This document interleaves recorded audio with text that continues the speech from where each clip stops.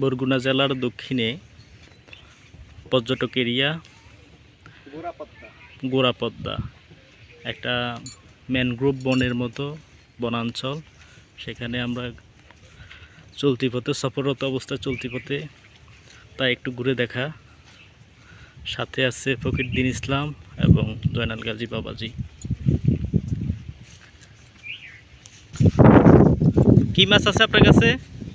আমার কাছে হ্যাঁ, চিংড়ি মাছ আছে, পাইসা মাছ আছে। আচ্ছা, দেখতে পারি একটু? সে হইল কুদ্দু শিকদারের বাপ মফে শিকদারের ভক্ত।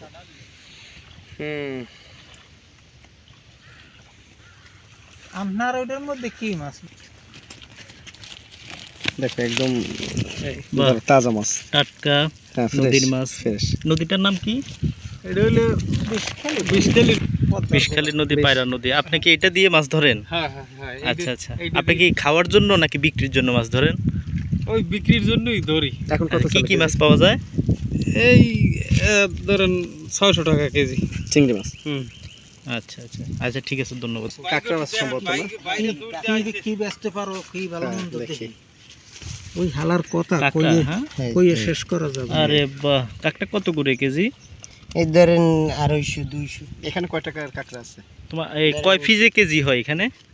এই দুগের দাম আছে 250 টাকা কেজি। আর টোটাল দুটো কয় টাকা দাম আছে? সব দুগুনে দিন। হ্যাঁ, 300 350 দিন। বাবাজি দিয়ে দেন। দেন এটার মধ্যে সব একটাই দিন। হ্যাঁ সব একটা।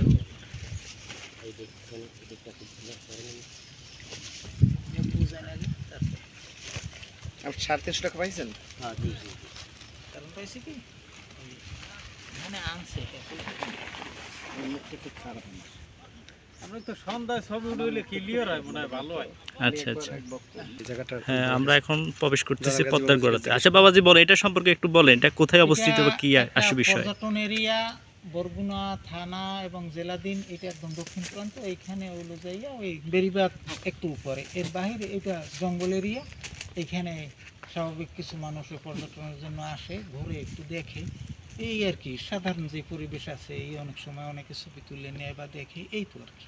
আচ্ছা আচ্ছা, ঠিক আর আছে, এই ধন্যবাদ জায়গাটা ফুল আপনাকে। ঠিকানাটা হলো, এই জায়গাটার নামটা জায়গাটার নাম পদ্মার গোড়া হিসাবে, গোড়া পদ্মা পর্যটক, বরগুনা জেলা, বরগুনা সদর থানার জি, পদ্মার গোড়া, গ্রামের নাম পদ্মা। হ্যাঁ পদ্মা।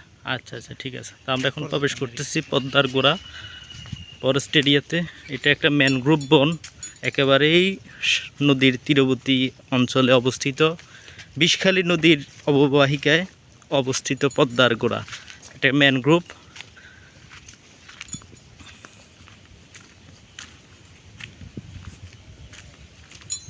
কতটুকু জায়গা নিয়ে এটা?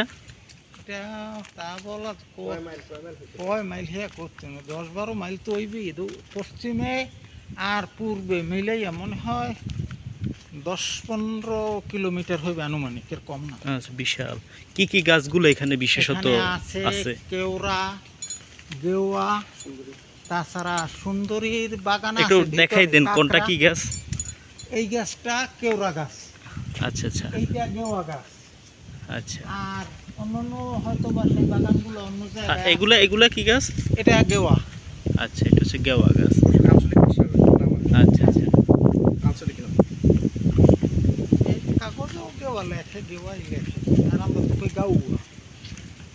আমরা কিন্তু কাঁকড়ায় অনেক দিচ্ছি বাবা, বেশি একটাই হয় না।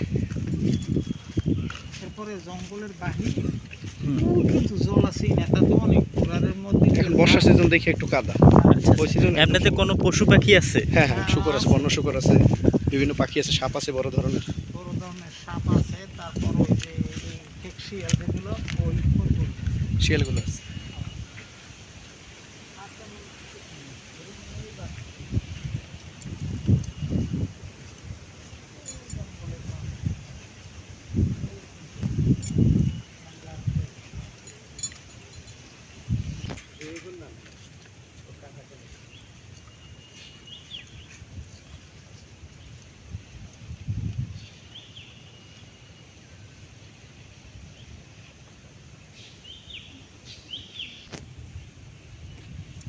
যারা এসে হারুন ধরছে, কুড়ি ধরছে, কালকে আসলা এই আর প্রতিদিনের একটু কাজ করা আসলে অনুষ্ঠানে গেলেন আমি তো সুন্দর একটু বড়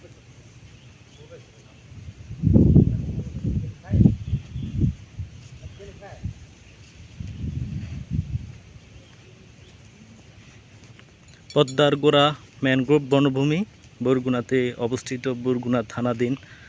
এখন বর্তমানে আমরা সেখানে আছি। এখন বর্ষার সিজন হওয়ার কারণে অনেকটাই পানি এবং কাদামাটি। শুষ্ক মৌসুমে ভিতর পর্যন্ত অনেক দূর পর্যন্ত যাওয়া যায়, প্রায় 12 কিলোমিটার বিস্তৃত এই ম্যানগ্রোভ বনভূমি। এখানে বিভিন্ন বাহারি রঙের গাছ আছে এবং ভিতরে বন্য শূকর, বিভিন্ন ধরনের সাপ এবং বানর, পশু পাখি আছে। আমরা সফররত অবস্থায় আছি। আমাদের সাথে আছে ফকিরউদ্দিন ইসলাম এবং জয়নাল গাজী। অত্যন্ত সুন্দর একটি প্রাকৃতিক নৈসর্গ এলাকা, খুবই সুন্দর।